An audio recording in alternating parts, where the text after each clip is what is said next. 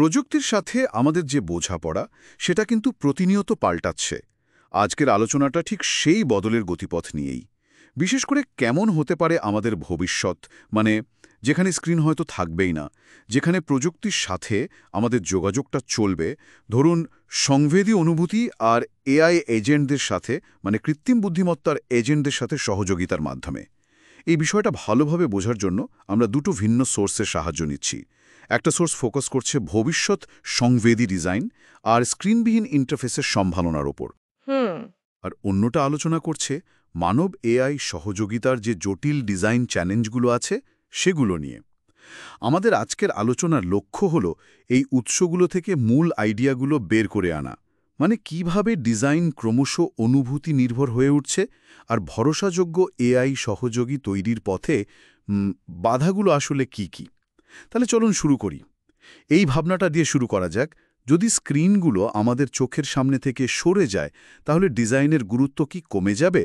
একটা উৎসে মোহাম্মদ জিশান আসগার যেমনটা বলছিলেন, আগামী দশকের যে ইউজার এক্সপিরিয়েন্স বা ইউএক্স, সেটা আর শুধু স্ক্রিনে ক্যাপ বা সোয়াইপ করার মধ্যে কিন্তু আটকে থাকবে না।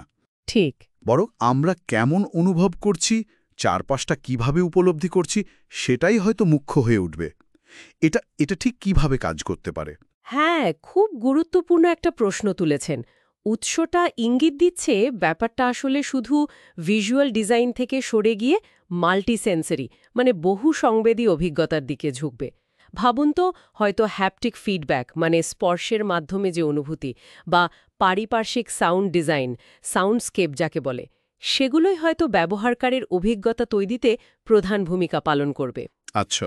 আর এখানেই তো নিউরাল ইন্টারফেস, যা হয়তো সরাসরি মস্তিষ্ক থেকে সিগন্যাল পড়তে পারবে, বা অ্যাম্বিয়েন্ট কম্পিউটিংয়ের মতো টেকনোলজির আইডিয়াগুলো আসছে, যেখানে প্রযুক্তি আমাদের চারপাশে একদম অদৃশ্যভাবে মিশে থাকবে, কাজ করবে।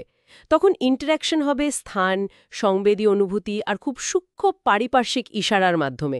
হয়তো দেওয়ালের রং বদলে গেল, বা ধরুন বাতাসের তাপমাত্রার পরিবর্তন হলো, সেটাও একটা ইন্টারফেস হয়ে উঠতে পারে।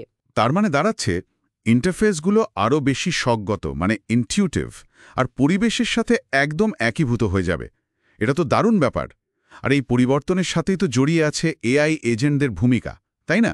অবশ্যই।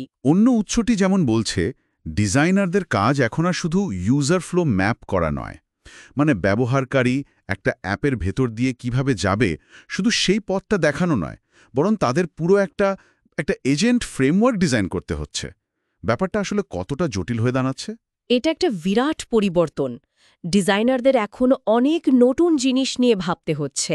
যেমন ধরুন, একাধিক এআই এজেন্ট নিজেদের মধ্যে কিভাবে কথা বলবে, মানে তথ্য আদান-প্রদান করবে, কখন আর কিভাবে তারা ব্যবহারকারীকে পুরো প্রসেসটার মধ্যে ইনভলভ করবে, কোনো সিদ্ধান্ত নেওয়ার আগে তারা কতটা স্বচ্ছতা দেখাবে। ধরুন, আপনার ক্যালেন্ডার এজেন্ট আপনার ট্রাভেল এজেন্টের সাথে কথা বলে ফ্লাইট বুকিংয়ের সেরা সময়টা বের করল। এই পুরো কমিউনিকেশনটায় আপনাকে কখন জানানো হবে, কতটা কন্ট্রোল আপনার হাতে থাকবে, এই সব কিছুই কিন্তু এখন ডিজাইনের অংশ। এটা শুধু ইউজার ফ্লো নয়, এটা আসলে একটা সম্পর্কের ডিজাইন। সম্পর্কের ডিজাইন কথাটা খুব গুরুত্বপূর্ণ। আর সম্পর্ক তৈরি করতে গেলেই তো বিশ্বাস, মানে ট্রাস্টের প্রশ্নটা আসবেই। একদম।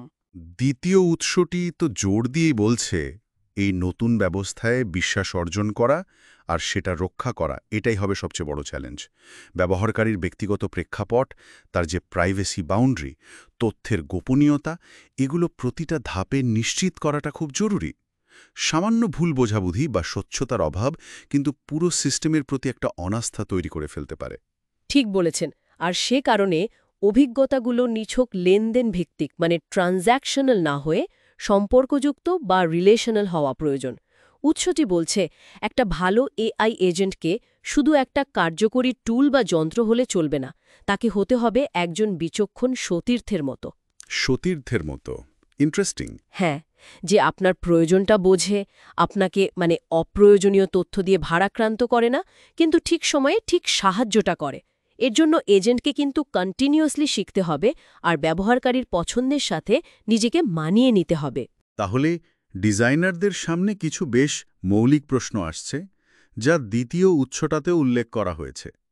যেমন, একটা বিশ্বাসযোগ্য আর পছন্দের এজেন্ট পার্সোনালিটি বা ব্যক্তিত্ব আসলে কেমন হওয়া উচিত? কারণ সবাই তো আর একই রকম ব্যক্তিত্ব পছন্দ নাও করতে পারে, তাই না? না, তা তো নয়। আবার ব্যবহারকারীকে শয়ে শয়ে সেটিংসের মধ্যে না হারিয়ে কিভাবে তাদের হাতে যথেষ্ট এবং অর্থপূর্ণ নিয়ন্ত্রণ দেওয়া যায়, এই ব্যালেন্সটা রক্ষা করাটা তো বেশ কঠিন মনে হচ্ছে। এই প্রশ্নগুলোই কিন্তু এখন ডিজাইন কমিউনিটিতে সবচেয়ে বেশি আলোচিত হচ্ছে, আর এর কোনো সহজ এক কথায় উত্তর নেই। লক্ষ্যটা হলো এমন একটা ইন্টারঅ্যাকশনের জগৎ তৈরি করা যেখানে মানুষ আর এআই এজেন্টরা একে অপরের পরিপূরক হয়ে কাজ করতে পারে। এমন একটা সিস্টেম যা ব্যবহারকারীকে অস্বস্তিতে ফেলবে না, বরং স্বচ্ছতা দেবে, আত্মবিশ্বাস দেবে আর সত্যিকার অর্থে কোনো কাজে আসবে, ভ্যালু দেবে।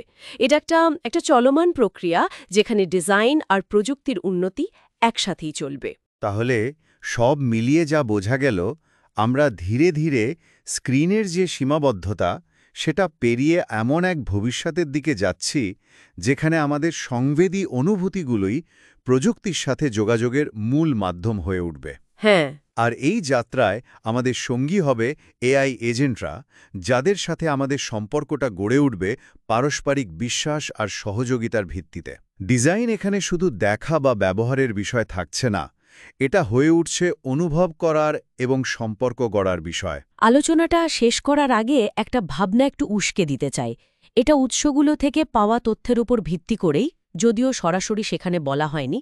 যখন ইন্টারফেসগুলো আমাদের চোখের সামনে থেকে সরে গিয়ে পারিপার্শ্বিকতার সাথে একদম মিশে যাবে আর এআই এজেন্টরা আমাদের দৈনন্দিন জীবনের আরও গভীরে জড়িয়ে পড়বে, তখন প্রযুক্তির সাথে আমাদের সম্পর্কের ক্ষেত্রে নিয়ন্ত্রণ আর স্বায়ত্তশাসন কন্ট্রোল আর অটোনমি, এই দুটো মৌলিক ধারণার অর্থ আসলে কিভাবে বদলে যেতে পারে।